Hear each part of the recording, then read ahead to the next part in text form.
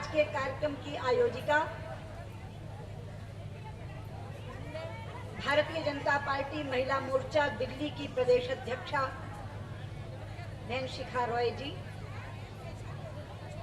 Bharatiya Janata party Delhi के प्रदेशाध्यक्ष भाई विजेंद्र गुप्ता जी, पार्टी के राष्ट्रीय महामंत्री भाई विजय गोयल जी, मंच पर आसीन पार्टी और महिला मोर्चा के सभी पदाधिकारी भाइयों बहनों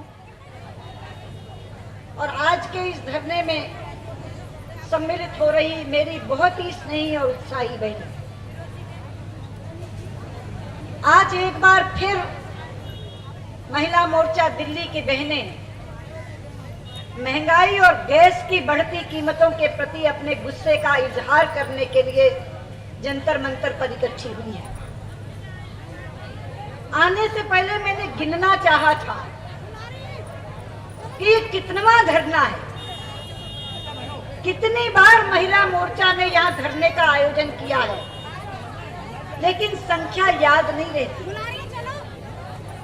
मुझे इतना याद है कि जब शिखा जी ने महिला मोर्चा के प्रदेश अध्यक्ष का पद संभाला था, तब पहला धरना इसी जंतर मंतर पर महंगाई के खिलाफ हुआ था।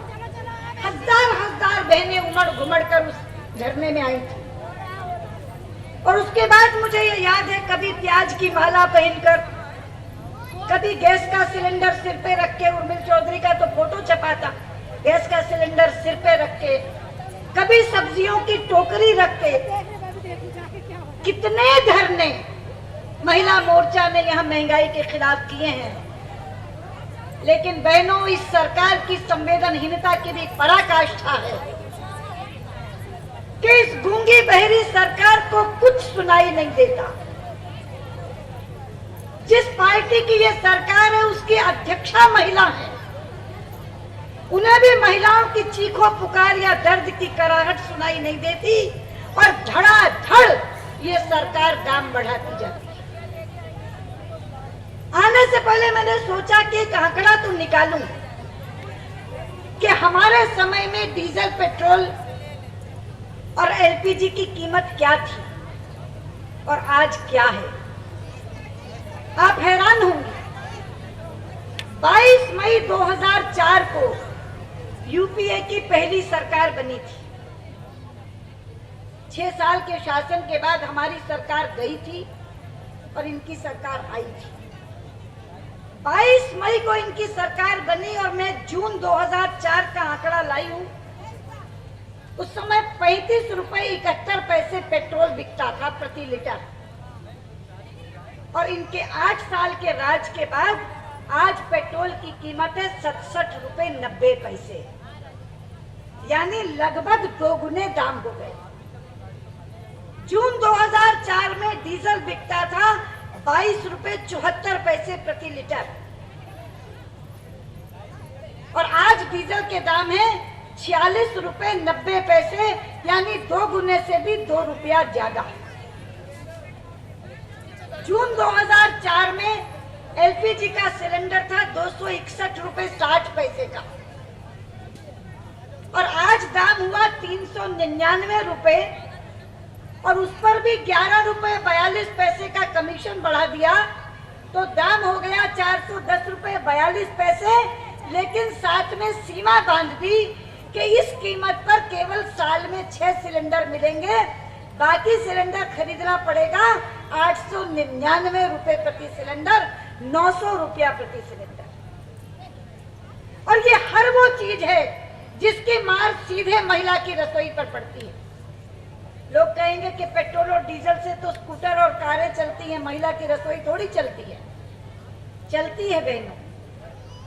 पेट्रोल और डीजल की कीमत बढ़ते ही माल ढुलाई की कीमत बढ़ जाती है और माल ढुलाई की कीमत बढ़ते ही आलू, प्याज, नमक, मिर्च, हल्दी सबके दाम बढ़ जाते हैं। परोक्ष रूप से महिला की रसोई को पेट्रोल और डीजल की कीमत मारती है और प्रत्यक्ष रूप से महिला की रसोई को गैस की कीमत मारती है। मैं पूछना चाहती हूँ, यहाँ वो बहनें बैठी हैं, उन्होंने हमारा 6 साल का राज देखा है। आज इन्होंने 6 सिलेंडर 1 साल के कर दिए।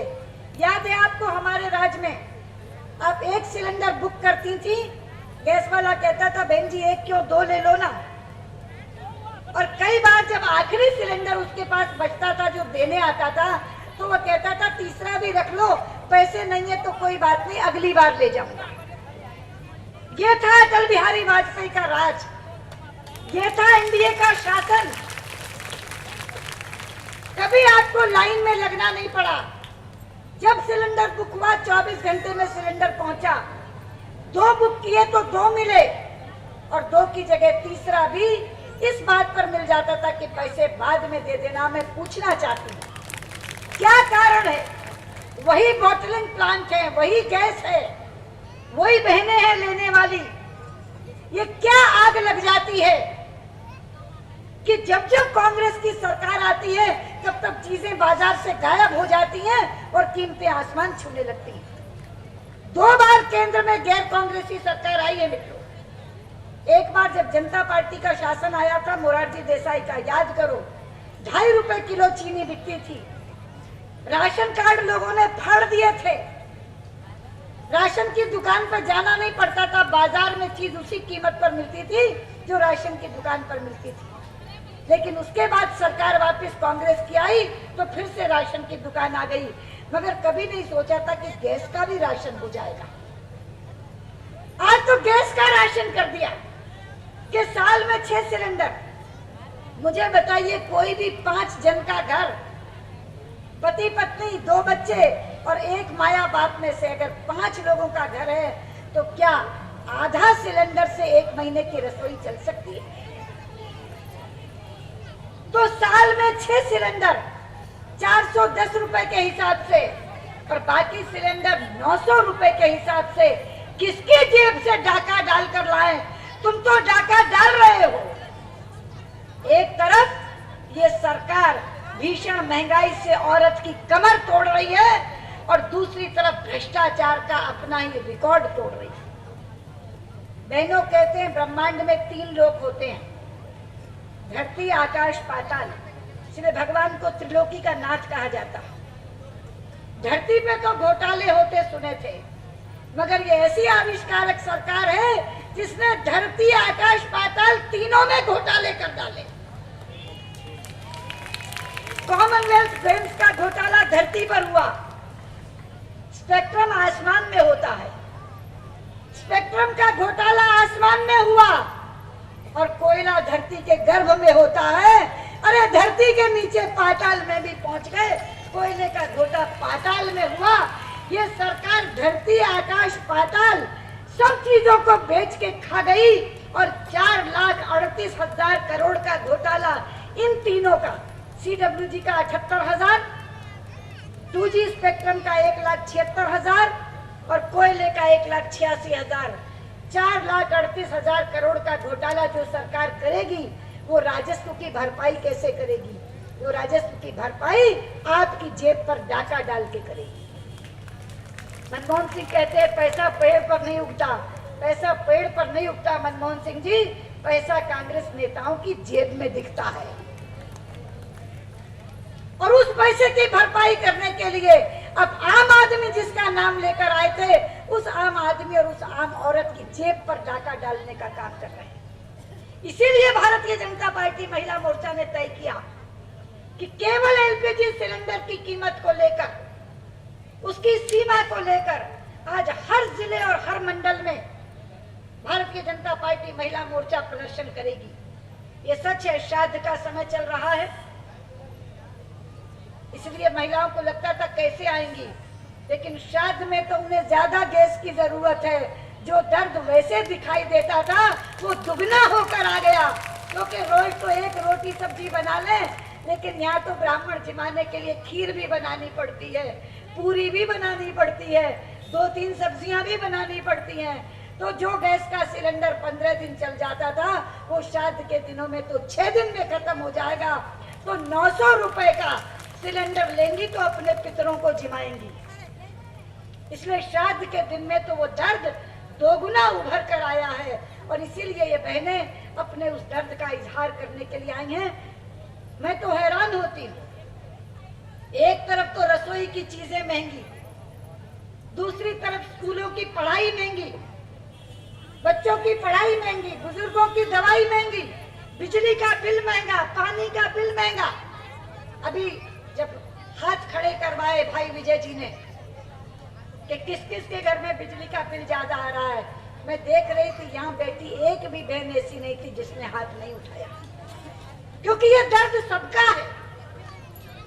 अभी अरुण जी कह रहे थे कि मेरे ड्राइवर को मैंने एक कमरे का अपार्टमेंट लेके दिया, उससे मैंने पूछा बिजली का बिल कितना आता है, बोला जी कभी 6,000 कभी 8,000। बैंक की किश्त इतनी नहीं है मकान की, लेकिन बिजली का बिल 6,000 और 8,000, 15,000, 20,000, 45,000 कहां से देंगे और कहां से आ रहे हैं ये बिल।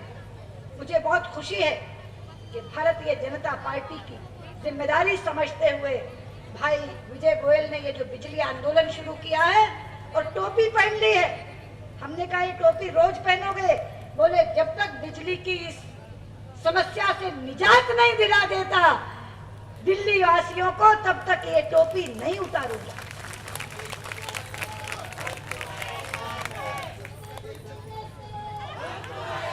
पूरी पार्टी संघर्ष करने को तैयार है, अकेली सुषमा जी नहीं।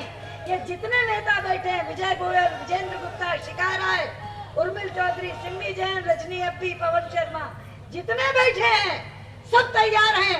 हम आगे रहेंगे और आप हमारे पीछे चलेंगी। लेकिन ये केवल बिजली का मामला नहीं, जैसा हम कह रहे हैं कि एक तरफ भ्रष्टाचार का रिकॉर्ड टूट रहा है, हर दिन एक नया कांड उजागर होकर, दूसरी तरफ महंगाई से आपकी कमर टूट रही है। इसका एक ही बात है, इस सरकार से निजात मिलेगी तो आपको राहत मिलेगी।